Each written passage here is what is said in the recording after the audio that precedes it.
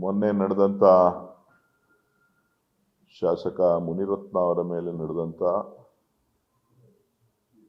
Acid ಮೊಟ್ಟೆ ದಾಳಿ. Acid ಮೊಟ್ಟೆ ದಾಳಿ ತಾನೆ?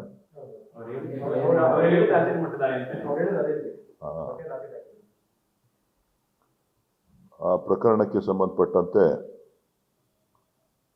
ಮಾಧ್ಯಮದವರು ನನ್ನನ್ನು ಕೆಲವು ಪ್ರಶ್ನೆಗಳನ್ನು ಕೇಳಿದ್ರು. ನಾನು ಬೆಳಗಾವಿನಲ್ಲಿ ಗಾಂಧೀಜಿಯವರ 100 ವರ್ಷದ ಅಧಿಕಾರಾವಧಿಯ ಸಂದರ್ಭ ಏನು ನಾವು ಕಾಂಗ್ರೆಸ್ನ ಗಾಂಧಿ ಕಾರ್ಯಕ್ರಮವನ್ನು ನಾವೇನು ಹಮ್ಮಿಕೊಂಡಿದ್ದೇವೆ, ಆ ಒಂದು ಕಾರ್ಯಕ್ರಮದಲ್ಲಿ ಕಳೆದ 1 ವಾರದಿಂದ ನಾನು ಬ್ಯುಸಿಯಾಗಿದ್ದೆ. ಸೊ ನನಗೆ ಅಲ್ಲಿ ಬಂದು ಮಾಧ್ಯಮದವರೆಲ್ಲರೂ ಕೇಳಿದ್ರು. ಅವ್ರಿಗೆಲ್ಲರೂ ಕೂಡ ನಾನು ಬೆಂಗಳೂರಿಗೆ ಬಂದ ನಂತರ ವಿಚಾರ ಮಾಡಿ ತಮಗೆ ತಿಳಿಸ್ತೇನೆ ಅಂತ ಹೇಳಿದೆ. ನಿನ್ನೆ ಬರಬೇಕಾದ್ರೆ ಏನೇನಾಗಿದೆ ಅಂತ ಹೇಳಿ ಯೂಟ್ಯೂಬಲ್ಲಿ ಕೆಲವು ಘಟನೆಗಳನ್ನು, ಭಾಳಷ್ಟು ಸಮಯ ಇತ್ತು, ಸುಮಾರು ಒಂದು 8 ಗಂಟೆ ಟೈಮ್ ಇತ್ತು. ಎಲ್ಲ ವಿಡಿಯೋಗಳು ಏನೇನು ಹರಿದಾಡ್ತಾ ಇದೆ ಅನ್ನೋದನ್ನ, ಮಾಧ್ಯಮಗಳಲ್ಲಿ ಏನೇನು ಚರ್ಚೆ ಆಗಿದೆ ಅನ್ನೋದನ್ನ ನೋಡಿದಂಥ ಸಂದರ್ಭದಲ್ಲಿ ಮಾನ್ಯ ಶಾಸಕರು ನೇರವಾಗಿ ಡಿ ಕೆ ಶಿವಕುಮಾರ್ ಅವ್ರ ಮೇಲೆ ಮತ್ತು ನನ್ನ ಮೇಲೆ ಮತ್ತು ನಮ್ಮ ಪಕ್ಷದ ಕಾಂಗ್ರೆಸ್ ಪಕ್ಷದ ಪರಾಜಿತ ಅಭ್ಯರ್ಥಿ ಕುಸುಮಾ ಅವ್ರ ಮೇಲೆ, ಅವ್ರ ತಂದೆ ಮೇಲೆ ಆರೋಪವನ್ನು ಮಾಡಿ ಆಸಿಡ್ ದಾಳಿ ಮಾಡಿದ್ದಾರೆ ಅಂತ ಹೇಳೋದು. ಬಹುಶಃ ಎಷ್ಟು ಚೆನ್ನಾಗಿತ್ತು ಅಂತ ಅಂದ್ರೆ ಆ ವಿಡಿಯೋ, ಆಸಿಡ್ ಅಂತಿದ್ದಂಗೆನೇನೆ ಆಸಿಡ್ ದಾಳಿ ಆಗೋಗುತ್ತೆ. ಆಸಿಡ್ ಅಂತ ನನ್ನಕ್ಕಿಂತ 3 ಸೆಕೆಂಡ್ ಮುಂಚಿತವಾಗಿ ಆಸಿಡ್ ಅಂದಿದ ತಕ್ಷಣನೇ 3 ಸೆಕೆಂಡ್ಗೆನೇನೆ ಮೊಟ್ಟೆನಲ್ಲಿ ದಾಳಿ ಆಗುತ್ತೆ. ಸೊ ನಾನು ಅನ್ಕೊಂಡೆ, ಭಾಳ ನೋಡಿದೆ, ಆಗ ಅರ್ಥ ಆಯ್ತು ನನಗೆ, ಓ ಕನ್ನಡ ಚಿತ್ರರಂಗದ ಅಧ್ಯಕ್ಷರಾಗಿ ಸೇವೆ ಸಲ್ಲಿಸಿದವರು, ಜೊತೆಗೆ ನಿರ್ಮಾಪಕರಾಗಿ ಕೆಲಸ ಮಾಡಿದವರು, ಅವಾಗ ಸ್ಕ್ರಿಪ್ಟು ಬರಿತೀನಿ ಅಂತ ನನ್ನ ಹತ್ರ ಇದ್ದಾಗ ಹೇಳ್ತಿದ್ರು. ಕಥೆನೂ ತಿರ್ಚ್ತೀನಿ ಅಂತೇಳಿ ಕುರುಕ್ಷೇತ್ರದಲ್ಲಿ ನಿಮ್ಗೆಲ್ಲ ಗೊತ್ತಿದೆ, ತಿರ್ಚಿರೋಂಥದ್ದು. ಹೆಂಗ್ ಬೇಕಾದ್ರೂ ಜನಕ್ಕೆ ತೋರಿಸ್ತೀವಿ ಅಂತೇಳಿ. ಕನ್ನಡ ಚಿತ್ರರಂಗದಲ್ಲಿ ಇತ್ತೀಚೆಗೆ ಸಿನಿಮಾಗಳು ಕಡಿಮೆ ಆಗ್ಬಿಟ್ಟಿದೆ, ಒಳ್ಳೆ ಸಿನಿಮಾಗಳಿಲ್ಲ ಅಂತೇಳಿ ನಾನೇ ಯಾಕೆ ನಟನೆ ಮಾಡಬಾರ್ದು ಅಂತ ಹೇಳಿ ಒಳ್ಳೆ ಡ್ರಾಮನ ಸ್ಕ್ರಿಪ್ಟ್ ಮಾಡಿ ನಿಮ್ಮ ಕೈ ಕೊಟ್ಟಿದ್ದಾರೆ. ಪಾಪ ನೀವು ಕೂಡ ಏನು ಇಲ್ಲ ಅಂತೇಳಿ ಬಹಳ ಚೆನ್ನಾಗಿ ಬಿತ್ತರಿಸಿದಿರಿ. ಸೊ ಅವ್ರಿಗೆ ಅಭಿನಂದನೆಗಳು, ತೋರಿಸಿದಂತ ನಿಮಗೂ ಕೂಡ ಅಭಿನಂದನೆಗಳು. ಸೊ ಇದನ್ನ ಪ್ರಧಾನಮಂತ್ರಿಗಳಿಗೆ ಪತ್ರ ಬರೆದಿದ್ದೀನಿ, ಹೋಮ್ ಮಿನಿಸ್ಟ್ರಿಗೆ ಪತ್ರ ಬರೆದಿದ್ದೀನಿ ಅಂತ ಹೇಳಿದ್ದಾರೆ. ಪ್ರಧಾನಮಂತ್ರಿಗಳಿಗೆ ಪತ್ರ ಬರೆದಿರೋ ವಿಚಾರ ಇರ್ಬೋದು, ಹೋಮ್ ಮಿನಿಸ್ಟ್ರಿಗೆ ಬರೆದಿರೋ ಪತ್ರ ವಿಚಾರ, CBI ತನಿಖೆ ಮಾಡಿಸ್ಬೇಕು ಅಂತನೋ ಏನೋ ಹೇಳೋದಾಗಿತ್ತು. ಹೌದಾ?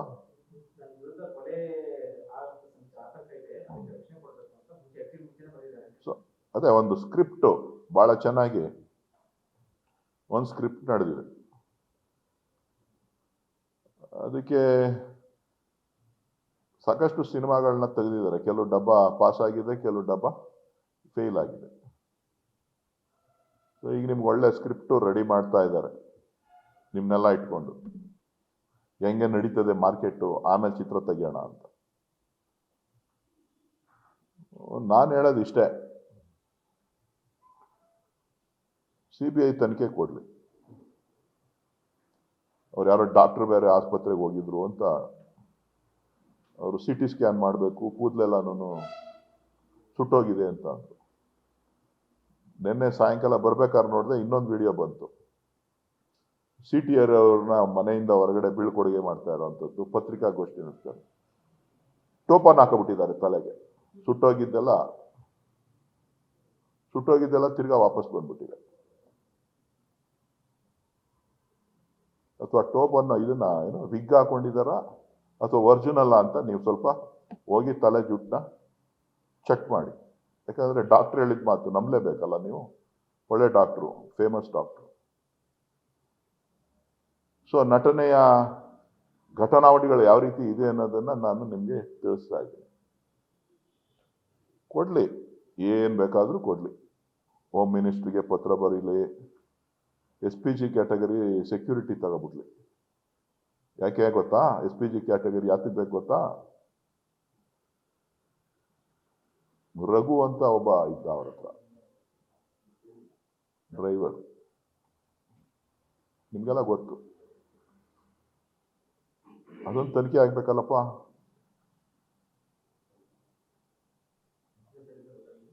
ನನಗೆ ಗೊತ್ತಾಗ್ಲಿಲ್ಲ. ಉಳಿದದ್ದೆಲ್ಲ ನೀವು ಕ್ಯಾರಿ ಮಾಡಬೇಕು. ಇನ್ನೊಬ್ಬ ಮಲ್ಲತ್ತಳ್ಳಿನಲ್ಲಿ ಒಬ್ಬ ಹುಡುಗ ಇದ್ದಾನೆ, ರಂಜಿತ್ ಅಂತ. ಅವನ ಕೈ ಕಾಲೆಲ್ಲ ಮುರಿದ್ಬಿಟ್ಟಿದ್ದಾರೆ. ನಾನು ಇಷ್ಟು ದಿನ ಮಾತಾಡಬಾರ್ದು ಅಂತ ಸುಮ್ಮನೆ ಇದ್ದೆ, ಖಾಸಗಿ ವಿಚಾರಗಳನ್ನು ಮಾತಾಡಬಾರ್ದು ಅಂತೇಳಿ. ಬಹಳ ಬೊಬ್ಬೆ ಇಟ್ಕೊಂಡು ಸೋಲ್ಸ್ಬಿಟ್ರು ಅಂದ್ಬಿಟ್ಟು ಯಾರನ್ನ MLA ಮಾಡೋಕ್ಕೆ ನಾನು ಸೋಲ್ಸ್ಬಿಟ್ಟೆ ಅಂತ. ರಂಜಿತ್ ಅನ್ನೋರ್ನ ಯಾತಕ್ಕೆ ಹೊಡೆದ್ರು, ಯಾತಕ್ಕೆ ಅವ್ರ ಕೈಕಾಲು ಮುರಿದ್ರು ಅನ್ನೋದನ್ನ ಅದನ್ನು CBI ತನಿಖೆಗೆ ಅವರೇ ಬರ್ದು ಕೊಟ್ಬಿಡ್ಲಿ. CT ರವಿ ಅವರು ಇಬ್ಬರು ಸೇರಿ ಅವರೇನೋ ಹೈಕಮಾಂಡ್ಗೆಲ್ಲ ವರದಿ ಕೊಟ್ಟಿದ್ದಾರಂತೆ. ಆ ವರದಿನಲ್ಲಿ ಇದನ್ನು ಸೇರಿಸ್ಲಿ. ಆಮೇಲೆ ಯಾರೋ ಬಾಲಾಜಿ ಅಂತ ವೋಟರ್ ID ಕೇಸಲ್ಲಿ ತಿರುಪ್ತಿ ಲಡ್ಡು ತಗೊಂಡೋಗಿ ಕೊಟ್ರಂತೆ.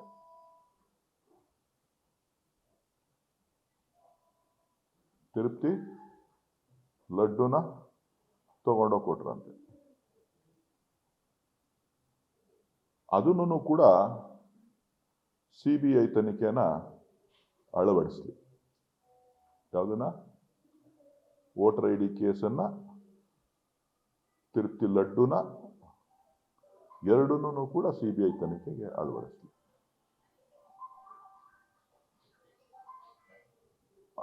ಅಳವಡಿಸ್ಬೋದಲ್ಲ ಅವನ್ನೆಲ್ಲಾನು. ಸೊ ಒಟ್ಟಾರೆ ನನ್ನನ್ನು ಸೋಲ್ಸಿದ್ದೀನಿ ಅಂತ. ನನ್ನನ್ನು ಸೋಲ್ಸಿರೋದು ಜನನೇ ಹೊರತು BJPಯ ನಾಯಕರುಗಳಲ್ಲ ಅಂತೇಳಿ ಡೇ 1 ಅಲ್ಲೇ ಹೇಳಿದ್ದೀನಿ. ಇವ್ರ ಯೋಗ್ಯತೆಗೆ ನನ್ನನ್ನು ಸೋಲ್ಸ್ಲಿಕ್ಕೆ ಸಾಧ್ಯ ಇಲ್ಲ. ಜನ ತೀರ್ಮಾನ ಮಾಡಿ ನನ್ನನ್ನು ಸೋಲ್ಸಿದ್ದಾರೆ, ಅದನ್ನ ನಾನು ಅಕ್ಸೆಪ್ಟ್ ಮಾಡಿದ್ದೀನಿ. ಇವ್ರೇನೋ ಸಾಧನೆ ಮಾಡ್ಬಿಟ್ಟಿದ್ದೀನಿ ಅಂಥೇಳಿ ನನ್ನ ಹೆಸರು ಹೇಳ್ಕೊಂಡು ಬೇಳೆ ಬೇಯಿಸ್ಕೊಳ್ಳೋದಕ್ಕೆ. ನನ್ನ ಹೆಸರು ಹೇಳಿದ್ರೇನೆ ಇವ್ರ ಸಿನಿಮಾ ನಡೆಯೋದು BJPನಲ್ಲಿ, JDS ಅಲ್ಲಿ. ಇವ್ರ ಸಿನಿಮಾ ನಡಿಬೇಕು ಅಂತ ಅಂದ್ರೆ ನಮ್ಮ ಅಣ್ಣನ ನೆನೆಸ್ಕೊಳ್ಳಿಲ್ಲ ಅಂತ ಅಂದ್ರೆ ಇವ್ರಿಗೆ ನಡೆಯೋದಿಲ್ಲ. ಪಾಪ CT ರವಿ ಅವರಿಗೆ ಅವ್ರ ತಾಯಿ ನೆನಪಾಗ್ಲಿಲ್ಲ ಅಂತ ಕಾಣಿಸ್ತದೆ. ಒಕ್ಕಲಿಗರ ಹೆಣ್ಣು ಮಕ್ಕಳನ್ನ ಯಾವ ರೀತಿ ಅಸಭ್ಯವಾಗಿ ವರ್ತನೆ ಮಾಡಿದ್ದಾರೆ ಅನ್ನೋದನ್ನ ತಾವು ಒಪ್ಕೊಳ್ಳೋದಾದ್ರೆ ಮತ್ತೊಮ್ಮೆ ಆಡಿಯೋ ಪ್ಲೇ ಮಾಡಿ ತೋರಿಸ್ತೀನಿ. ಅದನ್ನ ಈಗಾಗಲೇ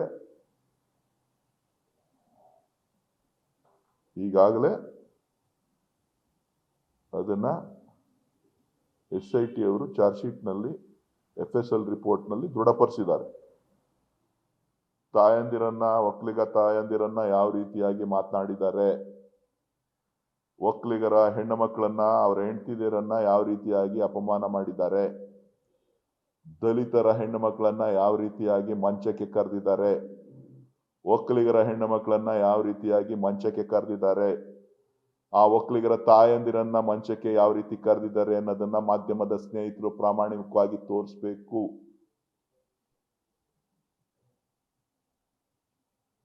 ಭಾರತೀಯ ಜನತಾ ಪಕ್ಷದವರು ಪಾಪ ಸಂಸ್ಕೃತಿ ಬಗ್ಗೆ ಮಾತನಾಡ್ತಾರೆ. ಒಬ್ಬರು ವಿಧಾನಸಭೆಯಲ್ಲಿ ಪ್ರಾಸ್ಟಿಟ್ಯೂಟ್ ಅಂತ ಹೇಳ್ತಾರೆ, ಅವ್ರನ್ನ ಇವ್ರು ಹೋಗಿ ಸಾಂತ್ವನ ಮಾಡ್ತಾರೆ. ಇನ್ನೊಬ್ರು ವಿಧಾನಸೌಧದಲ್ಲಿ ಮಂತ್ರಿಗಿರಿ ನಡೆಸಿ ಅಂತ ಅಂದ್ರೆ ಮಂತ್ರಿಗಿರಿ ನಡೆಸುವಂತ ದೇವಾಲಯದಲ್ಲಿ ರೇಪ್ ಮಾಡಿರುವಂಥದ್ದನ್ನ ನೀವು ಅಕ್ಸೆಪ್ಟ್ ಮಾಡಿಕೊಂಡು ಕೂತಿದ್ದೀರಿ. ವಿಧಾನಸೌಧದಲ್ಲಿ ವಿಕಾಸಸೌಧ ಮಾಡಿನಲ್ಲಿ ನನಗೆ ರೇಪ್ ಆಗಿದೆ ಅಂತೇಳಿ ಹೇಳ್ದಂಥ ಪ್ರಕರಣವನ್ನ ಈ ಮಾಧ್ಯಮದ ಸ್ನೇಹಿತರಿಗೆ ತೋರಿಸಲಿಕ್ಕೆ ಸಾಧ್ಯ ಆಗೋದಿಲ್ಲ.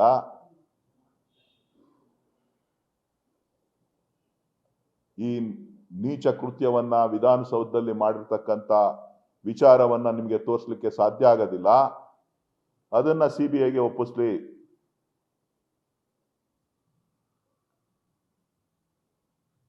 ನಾನು 50% ಪಾರ್ಟ್ನರ್ ಈ ಟಿವಿಗೆ, ನಾನು 25% ಪಾರ್ಟ್ನರ್ ಈ ಟಿವಿಗೆ ಅಂತ ಹೇಳ್ತಾರೆ. ಆ ದಾಖಲೆ ಬೇಕು ಅಂತ ಅಂದ್ರೂ ಅದನ್ನು ಕೂಡ ನಾನು ಬಿಡುಗಡೆ ಮಾಡ್ತೀನಿ. ಯಾವ್ಯಾವ ಟಿವಿಗೆ ಯಾರ್ಯಾರು ಪಾರ್ಟ್ನರು, ನಿಮ್ಮ ಪಾರ್ಟ್ನರ್ ಆಗಿತ್ತು ಅಂತ ಅಂದ್ರೆ ನಿಮ್ಮ ನೈತಿಕತೆ ಇಲ್ವಾ? ನನ್ನನ್ನ ನೀವು ಕೇವಲವಾಗಿ ಮಾತಾಡ್ತೀರಿ ರಾಜಕಾರಣದಲ್ಲಿ. ವಿಧಾನಸೌಧದಲ್ಲಿ ನಡೆದಂತ ಅತ್ಯಾಚಾರ ಪ್ರಕರಣವನ್ನ ವಿಧಾನಸೌಧದ ಮಹಡಿಯಲ್ಲಿ, ಮಂತ್ರಿ ಮಹಡಿಯಲ್ಲಿ ನಿಮ್ಮ ಮೋಜು ಮಸ್ತಿಗೆ ಬಳಸಿದಂಥದ್ದು ಭಾರತೀಯ ಜನತಾ ಪಕ್ಷದವರ ಕಣ್ಣಿಗೆ, ಆ ನಾಯಕರುಗಳಿಗೆ ಕಾಣಲಿಲ್ವಾ? ನಾನು ಮಾತಾಡಬಾರ್ದು ಅಂತಿದ್ದೆ. ಖಂಡಿತ ಈ ವಿಚಾರಗಳನ್ನ ನಾನು ಯಾವುದನ್ನು ಕೂಡ ಮಾತಾಡಬಾರ್ದು ಅಂತಿದ್ದೆ. ನನ್ನನ್ನ ಕರೆದು ಮಾತಾಡಲಿಕ್ಕೆ ಉತ್ತೇಜನವನ್ನ ಈ ಶಾಸಕರು ಕೊಟ್ಟಿದ್ದಾರೆ. ಇವತ್ತು ಪ್ರಶ್ನೆ ಮಾಡ್ತಾ ಇದ್ದೇನೆ, ನೀವೇನು ಆರೋಪಗಳನ್ನ ಮಾಡ್ತಾ ಇದ್ದೀರಿ, ನೀವಲ್ಲ ಓಟ್ ಹಾಕಿ ಗೆಲ್ಸ್ಬೇಕಾದವರು, ಜನ ಓಟ್ ಹಾಕಿ ಗೆಲ್ಸ್ಬೇಕಾಗಿರೋದು. ನಿಮ್ಗೆ ಯೋಗ್ಯತೆ ಏನು ಅಂತ ಹೇಳ್ಬಿಟ್ಟು ಲೋಕಾಯುಕ್ತದಲ್ಲಿ ಗೊತ್ತಿದೆ, ಬೆಂಗಳೂರಿನಲ್ಲಿ ಏನೇನು ಹಗರಣಗಳಿದೆ ಅಂತ ಹೇಳಿ.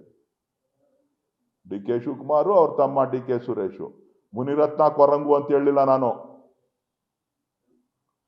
ಕೊರಂಗು ಮುನಿರತ್ನ ನಿಮ್ ತಮ್ಮ ಅಂತ ಹೇಳಿಲ್ಲ ನಾನು. ಕೊರಂಗು ಯಾರು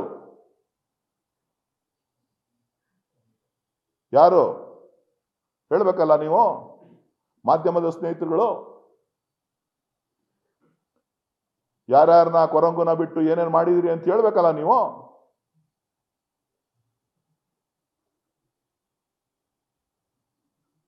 ಏನ್ ಮಾತೆತ್ತಿದ್ರೆ D K Shivakumar, D K Suresh. ನಿಮ್ ಬೇಳೆ ಬೇಯದೆ ಡಿ ಕೆ ಶಿವಕುಮಾರ್ ಹೆಸರು ಎತ್ತಿದ್ರೆ ರೀ, ನಿಮ್ ಬೇಳೆ ಬೇಯಲ್ಲ. ಇಲ್ಲ ಅಂದ್ರೆ ನಿಮ್ ಮನೇಲಿ ಬೇಳೆ ಬೇಯೋದಿಲ್ಲ. ನಮ್ಮ ಹಳ್ಳಿಲಿ ಹೇಳ್ತಿದ್ರು, ಬೇಳೆ ಬೇಕು ಅಂತ ಅಂದ್ರೆ ಸೀನೀರ್ ಬಾವಿ ಹುಡುಕ್ರು ಅಂತ. ನಿಮ್ಮಲ್ಲೂ ಅಂತಾರ ಮಾಧ್ಯಮದವರು? ನೀವೆಲ್ಲ ಯಂಗ್ಸ್ಟರ್ಸ್ ಅಲ್ಲ, ನಿಮ್ಗೆ ಅವೆಲ್ಲ ಗೊತ್ತಿಲ್ಲ ಅಂತಾರ. ಒಳ್ಳೆ ಬಿಸಿ ಇದು ಬೇಳೆ ಬೇಯಬೇಕು ಅಂತ ಚೆನ್ನಾಗಿರೋ ನೀರು ಹುಡುಕ್ಬೇಕು ಅಂತ. ಹಂಗೆ ಇವರು ಬೇಳೆ ಬೇಯಿಸ್ಕೋಬೇಕು ಬಿಜೆಪಿನಲ್ಲಿ, JDS ನಲ್ಲಿ ಅಂತ ಅಂದ್ರೆ ಅವರುಗಳು ಡಿ ಕೆ ಶಿವಕುಮಾರ್ ಅವ್ರನ್ನ ನೆನೆಸ್ಕೊಂಡ್ರೇನೆ ಅವ್ರಿಗೆ ಬೇಳೆ ಬೇಯೋದು, ಡಿ ಕೆ ಸುರೇಶ್ನ ನೆನೆಸ್ಕೊಂಡ್ರೇನೆ ಅವ್ರಿಗೆ ಬೇಳೆ ಬೇಯೋದು.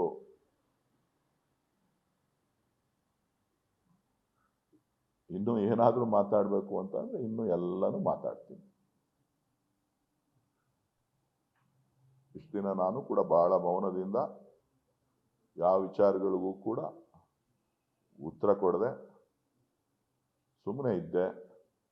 ಬಹುಶಃ ನಿಮ್ಮ ಆಸಿಡ್ ದಾಳಿ CBI ತನಿಖೆ ಆಗ್ಲಿ. ಅಲ್ಲ, ನೀವೇ ತೋರಿಸಿದ್ರಲ್ಲ, ನಿಮ್ಮ ಟಿವಿಗಳಲ್ಲೇ ಬಂದಿದೆಯಲ್ಲ. ಆಸಿಡ್ ಅಂದ್ರು, ಆಸಿಡ್ ಆದ್ಮೇಲೆ ಮೊಟ್ಟೆ ಬತ್ತು. ಅದು ಪೂರ್ವನಿದೆ ಒಂದು ಕ್ಲೀನ್ ಆಗಿ ಒಂದು ಇಲ್ಲ. ಅದೇ ಹೇಳಿದ್ನಲ್ರಿ, ಕನ್ನಡ ಚಿತ್ರರಂಗದಲ್ಲಿ ಚಿತ್ರಗಳು ಹಿಟ್ಟಾಗ್ತಾ ಇಲ್ಲ ರೀ. ಈಗ ಹಿಟ್ ಮಾಡಬೇಕು ಅಂತ ಅಂದ್ರೆ ಆಕ್ಟರ್ಗಳು ನೋಡಿ, ಬಿಜೆಪಿನಲ್ಲಿ ಎಂತೆಂಥ ಆಕ್ಟರ್ಗಳು ಸೃಷ್ಟಿಯಾಗಿದ್ದಾರೆ. ನಟನ ರಮೇಶ್ ಜಾರಕಿಹೊಳಿ ನಟನೆ, ಓಹೋ ಎಂತ ಸೂಪರ್ ನಟನೆ. ಅವ್ರ ಬಗ್ಗೆ ಏನೋ ಪ್ರಸ್ತಾಪ ಮಾಡಿದಾರಲ್ಲ, ಡಿ ಕೆ ಶಿವಕುಮಾರ್ ಅವ್ರ ಏನೋ ವಿಚಾರ ಎತ್ಕೊಂಡು. ನಾನು ಮಾತಾಡಲ್ಲ ಅಂತಿದ್ದೆ. ನಾನು ವಿಚಾರಗಳು ಯಾವುದು ಹೇಳ್ಬಾರ್ದು, ಇಂಥ ಕೊಳಕು ವಿಚಾರಗಳನ್ನ ಹೇಳ್ಬಾರ್ದು ಅಂತಿದ್ದೆ. ಅವರೇ ನೆನ್ಪು ಮಾಡಿಕೊಟ್ಟಿದ್ದಾರೆ. ಯಾರ್ಯಾರ್ದು ಹೇಳ್ಬೇಕು? ಯಡಿಯೂರಪ್ಪನವ್ರದ್ದು, ವಿಜೇಂದ್ರ ಅವ್ರಿಗೆ. ಅಯ್ಯಮ್ಮ ಯಾರೋ ವಿಜೇಂದ್ರ ಅವ್ರಿಗೆ ಟೈಮ್ ಕೇಳಿದಾರಲ್ಲ, ಎಕ್ಸ್ಪ್ಲೈನ್ ಮಾಡ್ತೀನಿ ಬಂದು ಅಂತ. ಕೊಡ್ಲಿ ಟೈಮು, ಬಹಿರಂಗವಾಗಿ ಮಾಧ್ಯಮದ ಮುಂದೆ ಚರ್ಚೆ ಆಗ್ಲಿ. ಕೊಡ್ಸಿ ಟೈಮು ದಯವಿಟ್ಟು ಮಾಧ್ಯಮದವರು.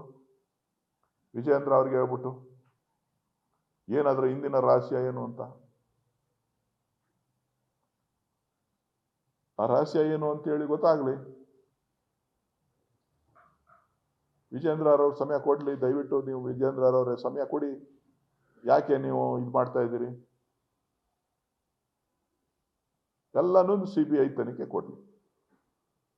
ಅಮಿತ್ ಶಾ ಅವ್ರಿಗೆ ಹೇಳಿ, CT ರವಿ ಅವರು ಹೋಗಿ ಹೇಳಿ, ಅಶೋಕ್ ಅವ್ರನ್ನು ಕರ್ಕೊಂಡು ಹೋಗ್ಲಿ.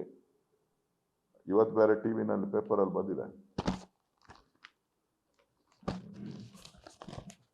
Munirathna rape seat honey trap ನಿಜ, SIT ಚಾರ್ಜ್ ಶೀಟ್.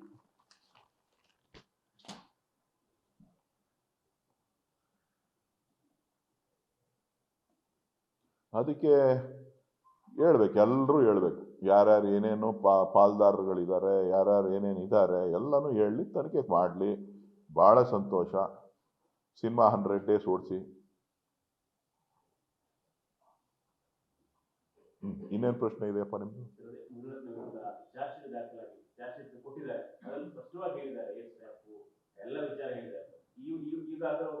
ಇದು ನೋಡ್ರಿ, ಭಾರತೀಯ ಜನತಾ ಪಕ್ಷದವ್ರಿಗೆ ನೈತಿಕತೆ ಇತ್ತು ಅಂತ ಅಂದ್ರೆ ಯಾರ್ಯಾರನ್ನ ಯಾವ್ಯಾವ ರೀತಿ ಮಟ್ಟ ಹಾಕ್ಬೇಕು, ಯಾವ ರೀತಿ ಅವ್ರಿಗೆ ಶಿಕ್ಷೆ ಕೊಡಬೇಕು ಅದನ್ನ ಮಾಡ್ತಾರೆ. ಅವರು ನೈತಿಕತೆ ಇಲ್ಲ, ಸಂಸ್ಕೃತಿ ಇಲ್ಲ, ಅವ್ರ ಹತ್ರ ಏನೂ ಇಲ್ಲ. ಹೇಳೋದೊಂದು ಮಾಡೋದೊಂದು. ಅವ್ರಿಗೆ ಹೇಳಿ ಪ್ರಯೋಜನ ಇಲ್ಲ. ಜನ ಕಾಲ ಬಂದಾಗ ಉತ್ತರ ಕೊಡ್ತಾರೆ. ನಾನಾದ್ರೂ ತಮಗೆ ಹೇಳೋದಿಷ್ಟೇ, ನೀವು ಮಾಧ್ಯಮದವರು ಸಿನಿಮಾಗಳಿಲ್ಲ ಅಂತ ಇದ್ದೀರಿ, ಒಳ್ಳೊಳ್ಳೆ ಸಿನಿಮಾಗಳು ಬರ್ತಾ ಇದೆ. ಒಂದ್ ಕಡೆ ತಮಿಳ್ನಾಡಲ್ಲಿ ಒಂದು ಚಾಟಿ ಏಟನ್ ಸಿನಿಮಾ ಬರ್ತಾ ಇದೆ, ಇಲ್ಲೊಂದ್ ಕಡೆ ಆಸಿಡ್ ಮೊಟ್ಟೆ ಏನ್ ಹೆಸರಿಟ್ರೆ ಚೆನ್ನಾಗಿರುತ್ತೆ ರೀ ಟೈಟ್ಲು? ಮುನ್ರತ್ನಗೆ ಐಡಿಯಾ ಕೊಡ್ರಿ.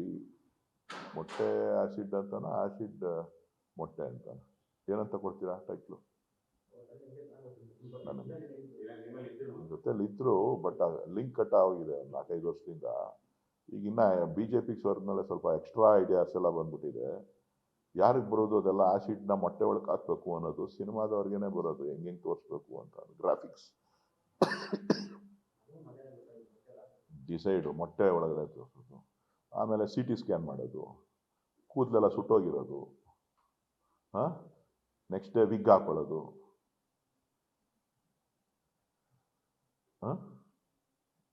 ಅದನ್ನೆಲ್ಲ ರಾಜ್ಯದ ಜನಕ್ಕೆ ತೋರ್ಸ್ರಪ್ಪ ದಯವಿಟ್ಟು, ಪ್ಲೀಸ್, ಕೈ ಮುಗಿತೀನಿ ಅಣ್ಣ, ತೋರ್ಸ್ರಪ್ಪ. ಆಸಿಡ್ ದಾಳಿ ಆದ ತಕ್ಷಣ ಕೂದಲೆಲ್ಲ ಸುಟ್ಟೋಗೈತೆ. ಒಬ್ರು ಹೋಗಿ CT ಸ್ಕ್ಯಾನ್ ಮಾಡ್ತಾರೆ, ಇನ್ನು ಮಾರಣೆಗೆ ಇನ್ನೊಬ್ರು ಹೋಗಿ ವಿಗ್ ಎತ್ಕೊಂಡೋಗಿ ಕೊಡ್ತಾರೆ. ಆ ವಿಗ್ ಹಾಕೊಂಡು ನಿಮ್ಮ ಮುಂದೆ ಬಂದಿದ್ದಾರೆ. ಎಷ್ಟು ಚೆನ್ನಾಗಿದೆ. ನಾನು ಕೂಡ ಇದನ್ನು ಕೂಡ ಮೊನ್ನೆ ಲಾಸ್ಟ್ ಒಂದು 4-5 days ಬ್ಯಾಕ್ ಗಮನಿಸಿದೆ. ಪೊಲೀಸರು ತನಿಖೆ ಮಾಡಲಿ. ಯಾರೇ ನನ್ನ ಹೆಸರನ್ನ ಬಳಕೆ ಮಾಡಿಕೊಂಡ್ರು ಕೂಡ ಅದು ನನ್ನ ಅಪರಾಧ. ನಾನು ಅದನ್ನು ಕೂಡ ಪರಿಶೀಲನೆ ಮಾಡಿ ಸಂಬಂಧಪಟ್ಟಂಥ ಪೊಲೀಸರ ಹತ್ರ ವಿಚಾರಣೆ ಮಾಡಿ ಏನಾಗಿದೆ ಅನ್ನೋದನ್ನು ತಿಳಿಸಿ, ಸದ್ಯದಲ್ಲೇ ನಾನು ಒಂದು 2-3 ದಿನದಲ್ಲೇ ಪೊಲೀಸ್ ಕಮಿಷನರ್ಗೂ ಕೂಡ ನಾನು ಇದರ ಬಗ್ಗೆ ಒಂದು ದೂರನ್ನು ದಾಖಲೆ ಮಾಡ್ತೇನೆ. ಸೊ ಯಾರೇ ಈ ರೀತಿ ಮಾಡಿದ್ರು ಕೂಡ ಅದನ್ನು ಸಮಗ್ರ ತನಿಖೆ ಮಾಡಿ ತಪ್ಪಿತಸ್ಥರಿಗೆ ಯಾರಿಗೆ ಅನ್ಯಾಯ ಆಗಿದೆ ಅವರಿಗೆ ಅನ್ಯಾಯವನ್ನು ಸರಿಪಡಿಸಿ ಅಂತೇಳಿ ನಾನು ಕೂಡ ಒಂದು 2 ದಿನದೊಳಗಡೆ ಪತ್ರವನ್ನು ಅವರಿಗೆ ಸಂಪೂರ್ಣವಾದಂಥ ಮಾಹಿತಿಯನ್ನು ಪಡೆದು ಪತ್ರವನ್ನು ಬರೀತೀನಿ.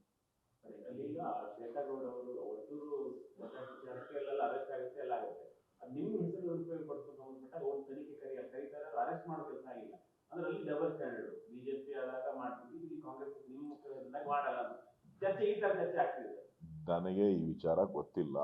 ನಾನು ಸಮಗ್ರವಾದಂಥ ತನಿಖೆ ಮಾಡಿ ತಪ್ಪಿತಸ್ಥರಿಗೆ ಶಿಕ್ಷೆ ಕೊಡಿ ಅಂತ ಕೇಳ್ತೇನೆ. ನನ್ನ ಹೆಸರನ್ನು ಯಾರು ದುರ್ಬಳಕೆ ಮಾಡಿಕೊಂಡಿದ್ದಾರೆ ಅವ್ರ ಮೇಲೆ ಸೂಕ್ತ ಕ್ರಮ ತಗೊಳ್ಳಿ ಅಂತೇಳಿ ಪತ್ರವನ್ನು ಕೂಡ ನಾನು ಬರಿತೇನೆ. ರೆಡಿ ಮಾಡೋಕ್ಕೆ ಹೇಳಿದ್ದೆ, ರೆಡಿ ಮಾಡಿದ್ದಾರೆ. ಅದರಲ್ಲಿ ಏನಿದೆ ಸರಿಯಾಗಿ ಮಾಡಿದ್ದಾರಾ ಇಲ್ವಾ ಅನ್ನೋದನ್ನು ಗಮನಿಸಿ ಇನ್ನೊಂದು 2 ದಿನದೊಳಗಡೆ ಪೊಲೀಸ್ ಕಮಿಷನರ್ಗೆ ಪತ್ರ ಬರೆದು ಸೈನ್ ಹಾಕಿ ಕಳಿಸ್ಕೊಡ್ತೀನಿ. ಈಗ ಇದೆಲ್ಲ ಇವರೆಲ್ಲ ಸಿನಿಮಾದವ್ರು ಸೇರ್ಕೊಂಡು ಏನೇನೋ ಮಾಡ್ತಾ ಇರ್ತಾರ್ರಿ, ಏನ್ರಿ ಮಾಡ್ಲಿ ನಾನು? ಅದೇ ಈಗ ಬರೆದು ಹೇಳಿದ್ನಲ್ಲಪ್ಪ, ಪತ್ರ ಬರಿತಾ ಇದ್ದೀನಿ ಪೊಲೀಸ್ ಕಮಿಷನರ್ಗೆ ಸಂಬಂಧಪಟ್ಟಂತ ಇದ್ರ ಬಗ್ಗೆ ತನಿಖೆ ಮಾಡಿ ಅಂತ ಹೇಳಿ ಪತ್ರ ಬರಿತೀನಿ. ಅವ್ರು ನನ್ನ ಹೆಸರು ಹೇಳಿದ್ರೆ, ನನ್ನ ಹೆಸರು ಬಳಸ್ಕೊಂಡು ದುಡ್ಡು ವಸೂಲಿ ಮಾಡಿದ್ರೆ, ನನ್ನ ಹೆಸರು ಹೇಳ್ಕೊಂಡು ಏನಾರ ಮಾಡಿತ್ತು ಅಂತ ಅಂದ್ರೆ ಏನ್ ಬೇಕಾದ್ರೂ ಕ್ರಮ ತಗೊಳ್ಳಿ ಅಂತ ಹೇಳ್ತೀನಿ. ನಿಮ್ಗೆ ಕಳಿಸ್ತೀನಿ, ಪತ್ರನೂ ಕಳಿಸ್ತೀನಿ. ಡ್ರಾಫ್ಟ್ ರೆಡಿ ಇದೆ. ಗೊತ್ತಿಲ್ಲ ನನಗೆ ಅದೆಲ್ಲ. ಡ್ರಾಫ್ಟ್ ರೆಡಿ ಇದೆ. ಒಂದ್ಸಾರಿ ನಾನು ಪೊಲೀಸ್ ಆಫೀಸರ್ಸ್ ಹತ್ರ ಮಾತಾಡಬೇಕು ಏನೇ ಅದು ವಿಚಾರ ಅಂತ ಹೇಳ್ಬಿಟ್ಟು. ಬರೀ ಮಾಧ್ಯಮಗಳಲ್ಲಿ ಬಂದಿರೋದನ್ನ ನಾನು ನೋಡಿದ್ದೀನಿ. ಪೊಲೀಸ್ ಆಫೀಸರ್ಸ್ ಹತ್ರ ನೋಡ್ಬಿಟ್ಟು ಕೇಳ್ಬಿಟ್ಟು ಅದಕ್ಕೆ ಏನು ಉತ್ತರ ಏನು ಬರಿಬೇಕು ಅದನ್ನ ಬರಿತೀನಿ. ಬೇಕು ಅಂದ್ರೆ ಡ್ರಾಫ್ಟ್ ಕಾಪಿನೂ ತೋರಿಸ್ತೀನಿ, ರೆಡಿ ಇದೆ ನನ್ನ ಹತ್ರ.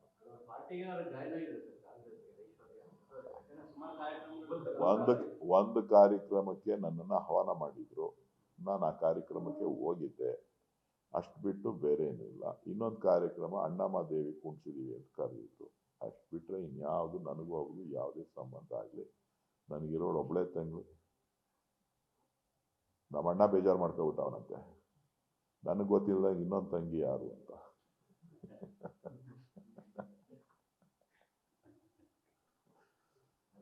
ಯಾರೋ ಹೇಳ್ತಾ ಇದ್ರು ನನಗೆ, ನಿನ್ನೊಬ್ಬಳಿಗೆ ಹೆಂಗ್ ತಂಗಿ ಆಗ ಸಾಧ್ಯ, ನನಗೆ ತಂಗಿ ಆಗಿಲ್ಲ.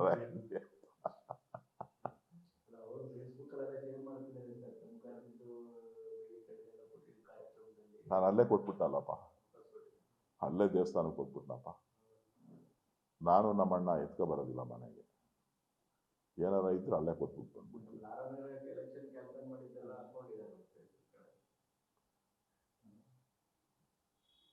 ತನಿಖೆಗೆ ನಾನೇ ಲೆಟರ್ ರೆಡಿ ಮಾಡಿದ್ದೀನಿ. ಲೆಟರ್ ಕಂಪ್ಲೀಟ್ ಮಾಡಬೇಕು. ಕಮಿಷನರ್, ಪೊಲೀಸ್ ಕಮಿಷನರ್ಗೆ ಪತ್ರ ಬರಿತಾ ಇದ್ದೀನಿ. ಇನ್ನೊಂದು 3 days ಒಳಗಡೆ ಪತ್ರ ಕಳಿಸ್ಕೊಡ್ತೀನಿ.